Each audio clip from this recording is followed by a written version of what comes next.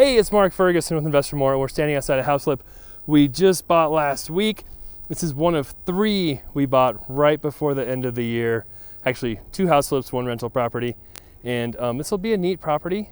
It's one we've bought, it's a neighborhood where we've bought a lot of different houses the last few years.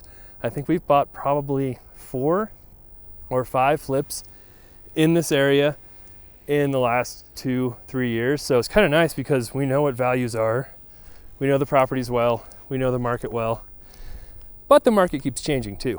Prices keep going up here in Colorado.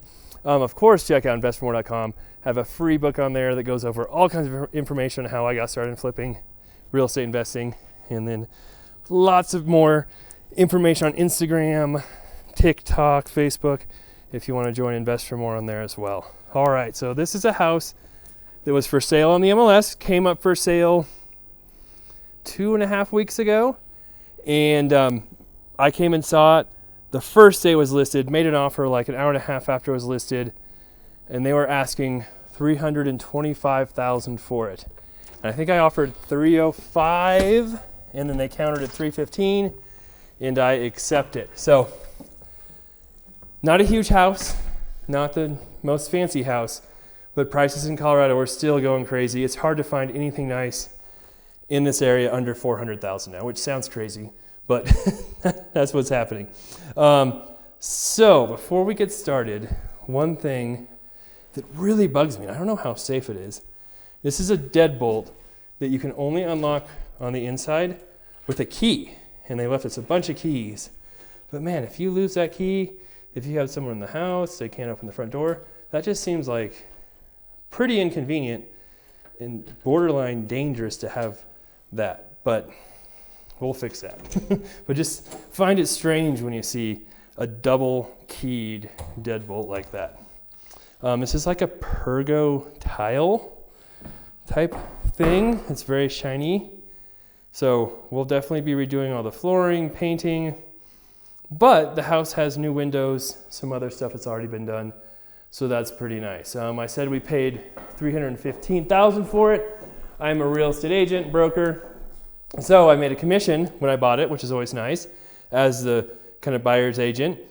And it's probably going to be worth around, if I had to guess, $400 to $405. I'm hoping we can get the repairs done for $25,000. Maybe I'm being a little bit too aggressive there, but I think most of the basics are done. Just needs cosmetic work. And of course we'll have $30,000 other costs for buyer's agent commission, financing costs, property taxes, things like that. So for the repairs on this one, the kitchen is pretty decent. Even has a fridge for us already. But I think we'd probably want to paint these cabinets, but there's a lot of them. They're in decent shape. We'll definitely get a new stove, new dishwasher, maybe do something with the countertops, paint everything. But we definitely don't have to do a full gut on the kitchen. This little built-in thing is kind of cool. I don't know if we'll leave that or not. There's actually some real hardwood. Or is that? Nope. That's laminate. Never mind. Right there, surrounded by big tiles next to Pergo tiles. So interesting flooring choices. We'll definitely be redoing a lot of that. Now, this house only has 2 bedrooms up, which I wish it had more, but they kind of sacrificed 3 bedrooms for having a nice, big living area. Most of these houses have much smaller living rooms, much smaller dining rooms, and this is pretty big and open when you first walk in.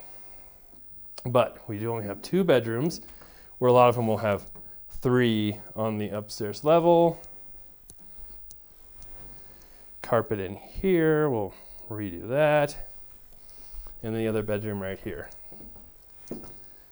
Does have nice big windows. And then right back here is a park, Far Park. We're in Greeley, Colorado. Let me scoot over where there's not a screen. And I used to play basketball at that park when I was in high school quite a bit. So kind of cool seeing that. And then actually, the last flip we did in this neighborhood, I don't know if you can see it. Maybe. Backed up to the park on that very far side over there. So that was a flip we sold probably 6 months ago. So like I said, we've done a lot of flips in this area. All right, so we'll show you the basement here too. Another thing that is not helpful for this house, and we'll show you that here in a little bit, is there's no real garage. So we'll talk about that and kind of figure out maybe a way to fix that here too. But it's kind of a different floor plan. I haven't seen many houses that have a layout like this. In the basement, oh, I know what I was going to mention. It's freezing in this house. So, you know, we always walk in or try and check on our properties when it gets cold in winter, make sure the heat's on, everything's good. And this last weekend was New Year, so I was out of town for most of the weekend. It got down to minus 15 in Greeley, maybe even colder. And we had checked on most of our houses, and this one I thought had the heat on, the thermostat's on, but it was below 45 degrees upstairs. It's actually warmer down here, but we definitely need to get the heating checked out because you don't want the house getting colder, freezing, having the pipes freeze, then having the house flood. That's just never a good thing. So hopefully we'll get that checked out here. All right, here's that thermostat that is on, but yeah, it shows the temperature right there below 45, which is not good. And I think I forgot to show the bathroom up here. So here you go. Not in bad shape again, but slightly outdated with the pink tiles.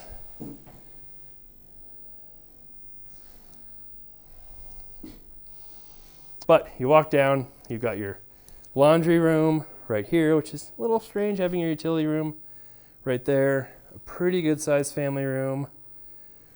And then a bedroom here.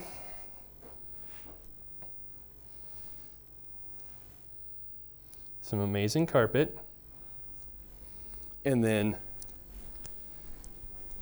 another room here, but it's got no window. And then you have to walk through this room to get through the furnace, which makes it not a bedroom for sure. And you can hear the furnace on and running, but I don't think it's firing up.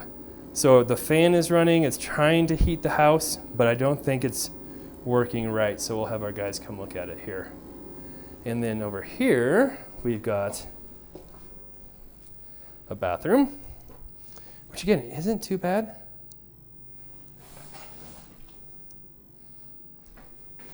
Not the most beautiful bathroom ever, but really it's not bad, especially for a basement bathroom. So I don't think we have to do too much here. A little freshen up. And then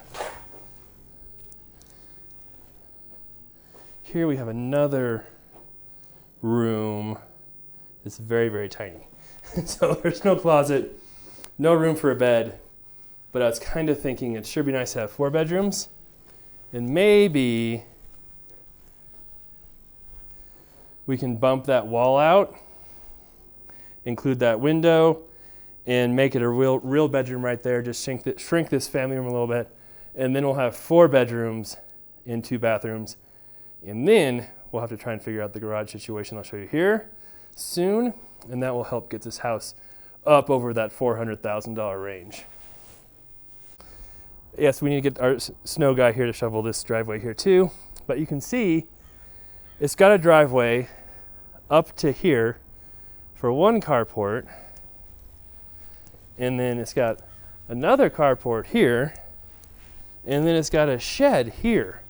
So you got a lot of different stuff going on with the parking situation without actually having a garage. So we could, enclose one of these a little more and make it a real garage. It probably wouldn't be that hard. Or we could make the shed a garage too, which might be a little trickier. Definitely wouldn't have a huge door, but we could have a 1-car door here. It has a concrete floor and it's plenty long enough and wide enough for 1 car, but I don't know if you could have an actual garage door open or anything with how low that ceiling is. So a couple options there. So we'll try and figure out something to do to add a garage. Always interesting to see if there's any stuff in the drawers. You never know. Usually not much is left, but sometimes. All right, and then we head back this way. You can kind of see the back of the house. Yep, and there's the park right there. Not a huge backyard. It's okay. And then we have another shed right here too. So lots and lots of outside storage. So that's the house. Like I said, we'll have to figure out a garage situation. I think a garage would really help it. Definitely need to figure out a way to get a 4th bedroom into the house. It's kind of a neat floor plan. I like the big openness, but only having 2 bedrooms upstairs is a drawback. And we'll figure all that out here. Nikki and I will talk about it, my project manager, kind of come up with a budget, try and find some people to work on it, because that's our biggest roadblock right now is finding enough contractors, that's for sure. We just interviewed one today, a new one, so hopefully that works out. But definitely one of the big issues when remodeling houses, especially doing lots and lots of them at once. So love the comments, love the likes, love seeing new subscribers. If you have any thoughts, ideas in this house, we always love to hear those. I do read the comments, pay attention to them. And yes, we have done things on houses based on YouTube comments before. So can't guarantee I'll listen to you or do what you suggest, but can't guarantee I won't either. So there you go. All right, thanks for watching. Hope you guys have a great rest of the winter and a great 2022. We'll be back with many more videos coming up here soon.